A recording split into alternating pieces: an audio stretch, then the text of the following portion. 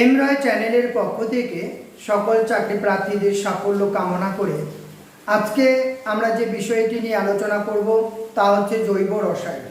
তোমরা সকলেই জানো রাজ্য সরকার এবং কেন্দ্র সরকারের সকল চাকরির পরীক্ষার জন্য এই জৈব রসায়ন চ্যাপ্টারটি কতটা গুরুত্বপূর্ণ। তো চলো আজকে আমরা জৈব রসায়ন সম্পর্কে ডিটেলসে জেনে নিই। প্রাণী ও উদ্ভিদ জগৎ থেকে প্রাপ্ত পদার্থ, অর্থাৎ এখানে কি বলা হয়েছে, এখানে বলা হয়েছে উদ্ভিদ এবং প্রাণীদের থেকে যে প্রাপ্ত পদার্থগুলো সেই পদার্থগুলোকে বলা হচ্ছে জৈব পদার্থ। ওকে, নেক্সট, জৈব পদার্থের মূল উপাদান। জৈব পদার্থের মূল উপাদান হচ্ছে কার্বন। এরপরে রয়েছে ইউরিয়া। ইউরিয়া পাওয়া যায় অ্যামোনিয়াম সায়ানেট থেকে। তাহলে আমরা কি জানলাম? আমরা জানলাম যে প্রাণী ও উদ্ভিদ জগৎ থেকে যে পদার্থগুলো পাই সেগুলোকে বলা হচ্ছে জৈব পদার্থ, এবং এই জৈব পদার্থের মূল উপাদান হচ্ছে কার্বন।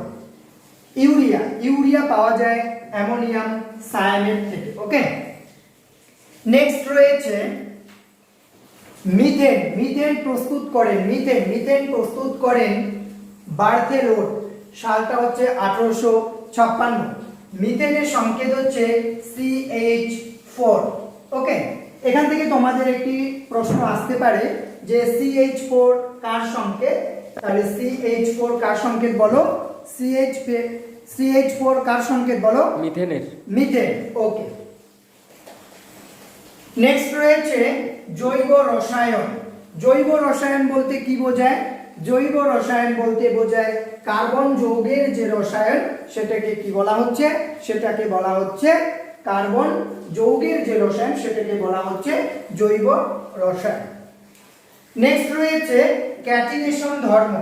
ক্যাটিনেশন ধর্মতে কি বলা হয়েছে? বলা হয়েছে যে কার্বন পরমাণুগুলি যখন দ্বি এবং ত্রিবন্ধন, যখন এই বন্ধন দ্বারা যুক্ত হয়ে বড় কার্বন শৃঙ্খল গঠন করবে সেই ধর্মকে বলা হচ্ছে ক্যাটিনেশন ধর্ম। ওকে, তাহলে এক বন্ধন হলে একটি, দ্বিবন্ধন হলে দুটি এবং ত্রিবন্ধন হলে তিনটি, এরকম করে সমান্তরাল দাগ থাকবে। ওকে, তাহলে ক্যাটিনেশন ধর্মতে কি বলা হয়েছে? বলা হয়েছে যে কার্বন পরমাণুগুলো যখন 1, 2 এবং 3 এই বন্ধন দ্বারা যুক্ত হয়ে বড় কার্বন শৃঙ্খল গঠন করবে তখন সেই ধর্মটাকে বলা হচ্ছে ক্যাটিনেশন ধর্ম। ওকে, নেক্সট রয়েছে হাইড্রোকার্বন। কার্বন এবং হাইড্রোজেনের সমন্বয়ে যে যৌগটা গঠিত হয় সেই যৌগকে বলা হচ্ছে হাইড্রোকার্বন। ওকে, নেক্সট কি রয়েছে? দেখো, নেক্সট রয়েছে অ্যালকিন এবং অ্যালকাইন। অ্যালকিন কোনটাকে বলছে? দ্বিবন্ধন যুক্ত অসম্পৃক্ত হাইড্রোকার্বনকে কি বলা হচ্ছে? বলা হচ্ছে অ্যালকিন। নেক্সট আমরা জানবো অ্যালকাইন। অ্যালকাইন কি? অ্যালকাইন হচ্ছে ত্রিবন্ধন যুক্ত হাইড্রোকার্বন, অসম্পৃক্ত হাইড্রোকার্বনকে কি বলা হচ্ছে? বলা হচ্ছে অ্যালকাইন। তাহলে আমরা এখানে কি জানলাম? এখানে জানলাম যে অ্যালকিন হচ্ছে দ্বিবন্ধন যুক্ত অসম্পৃক্ত হাইড্রোকার্বনকে বলা হচ্ছে অ্যালকিন। আর অ্যালকাইন কোনটাকে বলা হচ্ছে?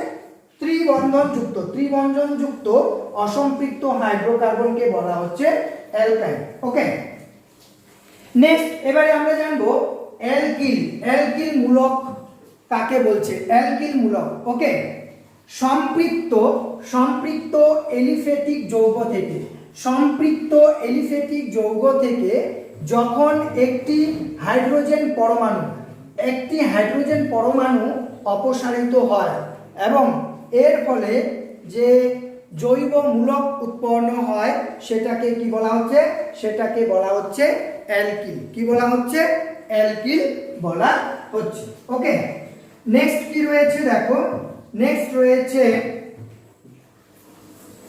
ইউপ্যাক। ওকে, ইউপ্যাক যার ফুল ফর্ম কি? যার ফুল ফর্ম হচ্ছে international union of pure and and applied chemistry. Okay, এটি কি? এটি হচ্ছে একটি জৈব যৌগ। জৈব যৌগ নামকরণের সুস্পষ্ট একটা পদ্ধতি, বা অ্যালিফ্যাটিক জৈব যৌগের নামকরণ করা হয় এই ইউপ্যাকের সাহায্যে। বোঝা গেল? ইউপ্যাককে তিনটি ভাগে ভাগ করা যায়, বা ইউপ্যাকের তিনটি অংশ রয়েছে। প্রথম যে অংশটা রয়েছে সেটা হচ্ছে শব্দমূল, দ্বিতীয় যে অংশটা রয়েছে সেটা হচ্ছে প্রত্যয়, এবং তৃতীয় যে অংশটা রয়েছে সেটাকে বলা হচ্ছে উপসর্গ। ওকে, এবারে দেখো এগুলোর কার্যকরী গুরুত্ব কি রয়েছে। শব্দমূল, শব্দমূল দ্বারা মুখ্য শৃঙ্খলে কতগুলি কার্বন পরমাণু রয়েছে সেটা আমরা জানতে পারি। প্রত্যয়ের মাধ্যমে কি জানতে পারি? প্রত্যয়ের মাধ্যমে জানতে পারি যে কোনো কার্যকরী মূলক আছে কি না। ওকে, কোনো কার্যকরী মূলক আছে কি না। শেষে কি রয়েছে? শেষে রয়েছে উপসর্গ। এর মাধ্যমে আমরা কি জানতে পারি? জানতে পারি প্রতিস্থাপক গ্রুপকে চিহ্নিত করে এই উপসর্গ। তাহলে ইউপ্যাকের যে তিনটি অংশ আমরা পেলাম, সেই তিনটি অংশ হচ্ছে শব্দমূল, যার দ্বারা আমরা জানতে পারি যে মুখ্য শৃঙ্খলে কতগুলি কার্বন পরমাণু আছে। ওকে, প্রত্যয়, প্রত্যয়ের মাধ্যমে আমরা কি জানতে পারি? এখানে জানতে পারি যে কোনো কার্যকরী মূলক আছে কি না, কোনো কার্যকরী মূলক আছে কি না। নেক্সট রয়েছে উপসর্গ। এখানে কি বলা হয়েছে? এখানে বলা হয়েছে যে প্রতিস্থাপক গ্রুপকে চিহ্নিত করা হয় এই উপসর্গের দ্বারা। নেক্সট রয়েছে মিথেন, ইথিলিন এবং অ্যাসিটিলিন। দেখো মিথেনের সংকেত কি? মিথেনের সংকেত হচ্ছে CH4, এবং ইথিলিন, ইথিলিনের সংকেত কি বলা হয়েছে? ইথিলিনের সংকেত বলা হয়েছে C2H4। নেক্সট কি রয়েছে? নেক্সট রয়েছে অ্যাসিটিলিন, যার সংকেত হচ্ছে C2H2। ওকে, এবারে আমরা মিথেন, ইথিলিন এবং অ্যাসিটিলিনের ব্যবহার সম্পর্কে জানি। মিথেনের কি ব্যবহার রয়েছে? মিথেনকে ব্যবহার করা হয় গাড়ির টায়ার, জুতার কালি হিসেবে। এছাড়াও অন্যান্য ব্যবহার রয়েছে। ইথিলিনকে আমরা ব্যবহার করি ফল পাকাতে এবং বিষাক্ত মাস্টার্ড গ্যাস প্রস্তুতিতে। ওকে, অ্যাসিটিলিন, অ্যাসিটিলিনের যে অক্সি অ্যাসিটিলিন রয়েছে, এই অক্সি অ্যাসিটিলিনকে ব্যবহার করা হয় কার্বাইড গ্যাস বাতিতে এবং জ্বালাইয়ের কাজে। অক্সি অ্যাসিটিলিনের উষ্ণতা কিন্তু 3000 ডিগ্রি সেন্টিগ্রেডের ঊর্ধ্বে থাকে। ওকে, এবারে আমরা এখান থেকে গুরুত্বপূর্ণ কিছু পয়েন্ট সম্পর্কে আলোচনা করব। সবার প্রথমে আমরা CH4 অর্থাৎ মিথেন সম্পর্কে জেনে নিই। কি বলা হয়েছে? মিথেনের যে মিথেনকে আমরা বেশ কয়েকটি নামে জানি। সেটা কি? প্রথম হচ্ছে এই যে CH4 যেটা রয়েছে, এই CH4 মিথেন হিসাবে পরিচিত, ফায়ার ড্যাম হিসাবে পরিচিত এবং মার্স গ্যাস হিসাবে পরিচিত। তাহলে CH4, এই CH4 কে আমরা কি কি নামে জানি? সেটা হচ্ছে methane, fire damp, marsh gas. Okay, এরপরে দেখো কি রয়েছে। বায়োগ্যাসে প্রধানত মিথেন কতটা পরিমাণে থাকে? সেটা হচ্ছে 60%। তাহলে কত পার্সেন্টেজ থাকে বায়োগ্যাসে? বলো। 60%। 60%। গুড। এবারে দেখো মিথেনকে 1000 ডিগ্রি সেন্টিগ্রেড উষ্ণতায় যদি পোড়ানো হয় বা উত্তপ্ত করা হয়, তাহলে কি হয়? অসম্পূর্ণ দহনের ফলে কি পাওয়া যায়? কার্বন ব্ল্যাক পাওয়া যায়। কি পাওয়া যায়? কার্বন ব্ল্যাক পাওয়া যায়। তাহলে আমরা কি কি জানলাম মিথেন থেকে? মিথেন থেকে আমরা জানলাম যে মিথেনের সংকেত হচ্ছে CH4। এই CH4 কে আমরা কি নামে জানি? সেটা হচ্ছে মিথেন, ফায়ার ড্যাম এবং মার্স গ্যাস। ওকে, মিথেনকে যদি 1000 সেন্টিগ্রেড উষ্ণতায় পোড়ানো হয় বা এটাকে উত্তপ্ত করা যায়, তাহলে এর অসম্পূর্ণ দহনের ফলে কি পাওয়া যায়?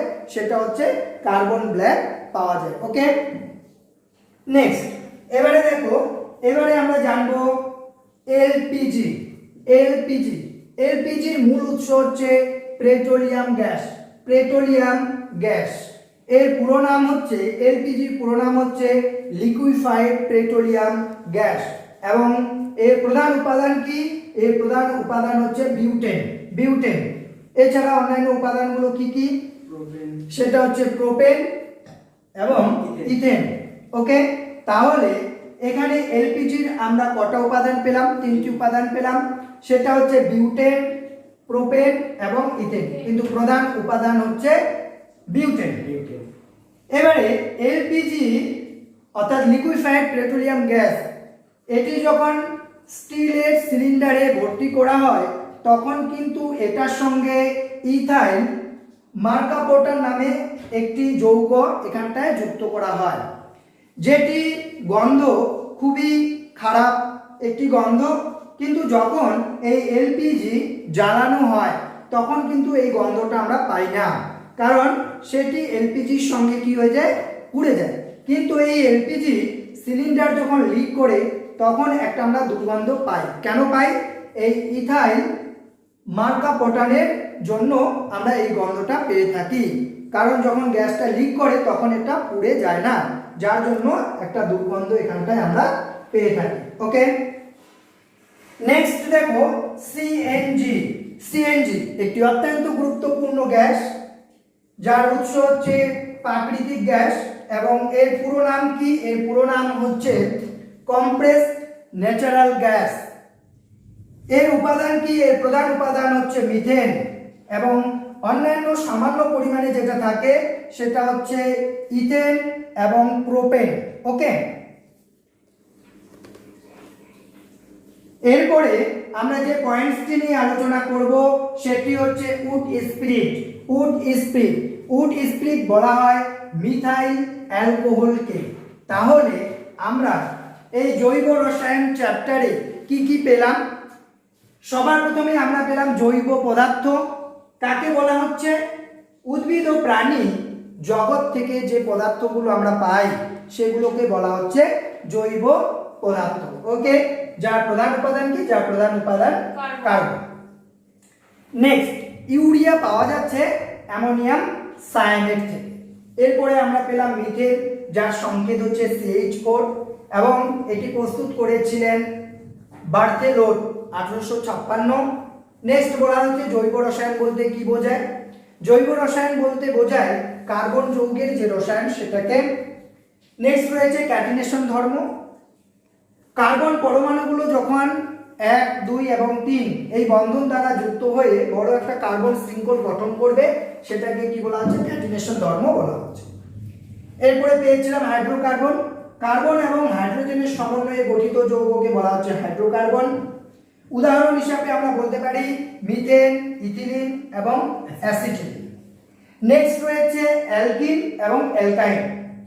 দ্বিবন্ধন যুক্ত অসম্পৃক্ত যে হাইড্রোকার্বন সেটাকে অ্যালকিন বলা হচ্ছে, আর ত্রিবন্ধন যুক্ত অসম্পৃক্ত হাইড্রোকার্বনকে কি বলা হচ্ছে? অ্যালকাইন বলা হচ্ছে। নেক্সট আমরা পেলাম অ্যালকিল। অ্যালকিল কি? এখানটা বলা হচ্ছে সম্পৃক্ত অ্যালিফ্যাটিক যৌগ থেকে যখন একটা হাইড্রোজেন পরমাণু অপসারিত হবে সেটাকে বলা হচ্ছে কি? বলা হচ্ছে অ্যালকিল মূলক। ওকে, উদাহরণ হিসাবে আমরা নিতে পারি CH3 বা মিথাইল মূলক। ওকে, নেক্সট রয়েছে ইউপ্যাক। ইউপ্যাক এর ফুল ফর্ম কি? এর ফুল ফর্ম হচ্ছে international union of pure and applied chemistry. এটি হচ্ছে একটি জৈব যৌগ নামকরণের সুস্পষ্ট পদ্ধতি বা অ্যালিফ্যাটিক জৈব যৌগের নামকরণ করা হয় এই ইউপ্যাকের সাহায্যে। ইউপ্যাকের তিনটা অংশ পেয়েছি, একটা হচ্ছে শব্দমূল, অন্যটি প্রত্যয় এবং উপসর্গ। নেক্সট আমরা পড়লাম মিথেন, ইথিলিন এবং অ্যাসিটিলিন। এখানে আমাদের সাধারণত দুটো জিনিস জানতে হবে, একটা হচ্ছে সংকেত এবং এদের ব্যবহার।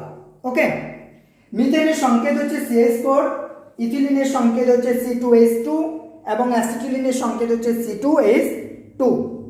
ওকে, এবার মিথেনের ব্যবহার কি? মিথেনের ব্যবহার হচ্ছে জুতোর কালি, তারপরে টায়ার এবং কার্বন ব্ল্যাক।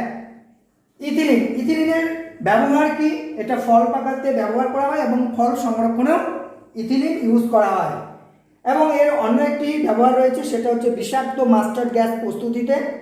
নেক্সট রয়েছে অ্যাসিটিলিন। অক্সি অ্যাসিটিলিন ব্যবহার করা হয় কার্বাইড গ্যাস বাতিতে এবং ঝালাইয়ের কাজে। ওকে, নেক্সট আমরা এখান থেকে জানলাম এলপিজি, যার উৎস হচ্ছে পেট্রোলিয়াম গ্যাস। পুরো নাম হচ্ছে লিকুইফাইড পেট্রোলিয়াম গ্যাস। এর যে প্রধান উপাদান রয়েছে সেটা কি বিউটেন, এবং অন্যান্য উপাদান হচ্ছে প্রোপেন এবং ইথেন। এলপিজির সঙ্গে একটি যৌগ ইউজ করা হয়, সেটা হচ্ছে ইথাইল মার্কাপোটান। ওকে, এরপরে রয়েছে সিএনজি। সিএনজি যার উৎস হচ্ছে প্রাকৃতিক গ্যাস। পুরো নাম হচ্ছে মিথেন, সিএনজির পুরো নাম হচ্ছে কম্প্রেসড ন্যাচারাল গ্যাস। উপাদান কি? উপাদান হিসেবে বলা হয়েছে এর প্রধান উপাদান হচ্ছে মিথেন, এবং আদার উপাদান কি? সেটা হচ্ছে ইথেন এবং প্রোপেন। ওকে, এবং সবার শেষে আমরা কি জানলাম, সেটা হচ্ছে উড স্প্রিট। এখানে কি বলা হয়েছে? এখানে বলা হয়েছে যে মিথাইল অ্যালকোহলকে কি বলা হচ্ছে? উড স্প্রিট বলা হচ্ছে। ওকে, জৈব রসায়নে যে গুরুত্বপূর্ণ পয়েন্টসগুলি সম্পর্কে জানবো তা হলো ইথিলিন, বায়োডিগ্রেডেবল ব্যাগ বা বায়োডি ব্যাগ। নেক্সট রয়েছে ডিনেচার্ড বা মেথিলেটেড স্পিরিট এবং ভিনিগার। এই চারটা পয়েন্ট সম্পর্কে এখন আমরা আলোচনা করব। সবার প্রথমে আমরা ইথিলিন সম্পর্কে আলোচনা করব। এটি হলো পলিথিনের একটি পলিমার। তাহলে ইথিলিন কি? ইথিলিন হচ্ছে পলিথিন। এই যে পলিথিন রয়েছে, পলিথিনের একটা পলিমার হচ্ছে ইথিলিন। ওকে, এই পলিমারকে দুটি ভাগে ভাগ করা হয়েছে, একটা হচ্ছে প্রাকৃতিক এবং অন্যটি হচ্ছে সংশ্লেষিত। প্রাকৃতিক যেটা রয়েছে সেটাকে বায়োডিগ্রেডেবল পলিমার বলা হচ্ছে, যেটা ছত্রাক এবং ব্যাকটেরিয়া দ্বারা কি হয়, এটা বায়োডিগ্রেডেবল হয়। নেক্সট রয়েছে সংশ্লেষিত পলিমার। সংশ্লেষিত পলিমার কোনটাকে বলা হয়েছে? রাসায়নিক গাড়ে কৃত্রিমভাবে, এই টার্মটা তোমাদের মনে রাখতে হবে, যে কৃত্রিমভাবে যে পলিমার রাসায়নিক গাড়ে তৈরি করা হয় সেটাকে বলা হচ্ছে সংশ্লেষিত। এবারে এই পলিমারের যে দুটো ভাগ আমরা পেলাম, একটি হচ্ছে প্রাকৃতিক পলিমার এবং অন্যটি হচ্ছে সংশ্লেষিত পলিমার। এবারে আমরা এর উদাহরণগুলো সম্পর্কে জানব। দেখো, প্রাকৃতিক যে পলিমার রয়েছে তার যে উদাহরণগুলো রয়েছে সেলুলোজ, শর্করা, স্টার্চ এবং নিউক্লিক অ্যাসিড, এগুলো সবই হচ্ছে প্রাকৃতিক পলিমার, যেগুলো বায়োডিগ্রেডেবল পলিমার। ওকে, নেক্সট রয়েছে বায়োডি ব্যাগ। বায়োডি ব্যাগ কি? পলিথিনের সঙ্গে কার্বোহাইড্রেট মিশিয়ে। তাহলে কি বলা হলো? বলা হলো পলিথিনের সঙ্গে কার্বোহাইড্রেট মিশিয়ে যে ব্যাগ তৈরি করা হয় সেটাকে বলা হয় বায়োডি ব্যাগ। ওকে, নেক্সট রয়েছে ডিনেচার্ড বা মেথিলেটেড স্পিরিট। এখানে কি বলা হয়েছে? এখানে বলা হয়েছে যে মিথাইল অ্যালকোহল মিশ্রিত ইথাইল অ্যালকোহলকে কি বলা হচ্ছে? এই যে ডিনেচার্ড বা মেথিলেটেড স্পিরিট বলা হচ্ছে। এখানটায় 90% থাকছে ইথাইল অ্যালকোহল এবং মিথাইল অ্যালকোহল থাকছে 10%। ওকে, এবং সর্বশেষ যে পয়েন্টসটি সম্পর্কে আমরা পড়ব সেটা হচ্ছে ভিনিগার। ভিনিগার কাকে বলা হচ্ছে? অ্যাসিটিক অ্যাসিডের যে লঘু জলীয় দ্রবণ সেটাকে কি বলা হচ্ছে? সেটাকে ভিনিগার বলা হচ্ছে। তো আমরা এখান থেকে কি কি পয়েন্টস জানলাম? আমরা জানলাম ইথিলিন, বায়োডি ব্যাগ, ডিনেচার্ড বা মেথিলেটেড স্পিরিট এবং নেক্সট হচ্ছে ভিনিগার। ইথিলিনে আমরা কি কি জানলাম? যে ইথিলিনটা হচ্ছে পলিথিনের একটা পলিমার, এবং পলিমারকে দুটো ভাগে ভাগ করা হয়েছে, একটা হচ্ছে প্রাকৃতিক এবং সংশ্লেষিত। এখানে আমরা জেনে নিয়েছি যে প্রাকৃতিক পলিমারটা হচ্ছে বায়োডিগ্রেডেবল পলিমার, যেটা ছত্রাক এবং ব্যাকটেরিয়া দ্বারা নষ্ট হয়। সংশ্লেষিত কোনগুলোকে বলা হচ্ছে? যেটা রাসায়নিক দ্বারা কৃত্রিমভাবে তৈরি করা হয়। এবার উদাহরণগুলো আমরা এখানে পড়ে নিয়েছি। বলা হয়েছে স্যালুলোজ, শর্করা, স্টার্চ এবং নিউক্লিক অ্যাসিড এগুলো হচ্ছে প্রাকৃতিক, এবং লাইলন, পলিথিন, টেফলন, পিভিসি এগুলো হচ্ছে সংশ্লেষিত পলিমার। নেক্সট হচ্ছে বায়োডিব্যাগ। বায়োডিব্যাগ কি? পলিথিনের সঙ্গে যখন কার্বোহাইড্রেট মিশিয়ে ব্যাগ তৈরি করা হয় সেটাকে বায়োডিব্যাগ বলা হচ্ছে। ডিনেচার বা ম্যাথিলেটেড স্পিরিট কোনটাকে বলছে? যে মিথাইল অ্যালকোহল মিশ্রিত ইথাইল অ্যালকোহলকে কি বলা হচ্ছে? ডিনেচার বা ম্যাথিলেটেড স্পিরিট বলা হচ্ছে। নেক্সট রয়েছে ভিনিগার। এখানে কি বলা হয়েছে? এখানে বলা হয়েছে অ্যাসিটিক অ্যাসিডে লঘু যে জলীয় দ্রবণ রয়েছে সেটাকে ভিনিগার বলা হচ্ছে। তো এই হলো আজকে জৈব রসায়নের অত্যন্ত গুরুত্বপূর্ণ একটি ক্লাস, যেগুলো রাজ্য সরকার এবং কেন্দ্র সরকারের বিভিন্ন চাকরির পরীক্ষায় কিন্তু এই চ্যাপ্টার থেকে বিভিন্ন কোশ্চেন করা হয়। যদি এমওয়ে চ্যানেলের ভিডিওগুলি তোমাদের ভালো লেগে থাকে তাহলে অবশ্যই চ্যানেলটিকে সাবস্ক্রাইব করবে এবং অনেক বেশি বেশি করে শেয়ার ও লাইক করে দেবে।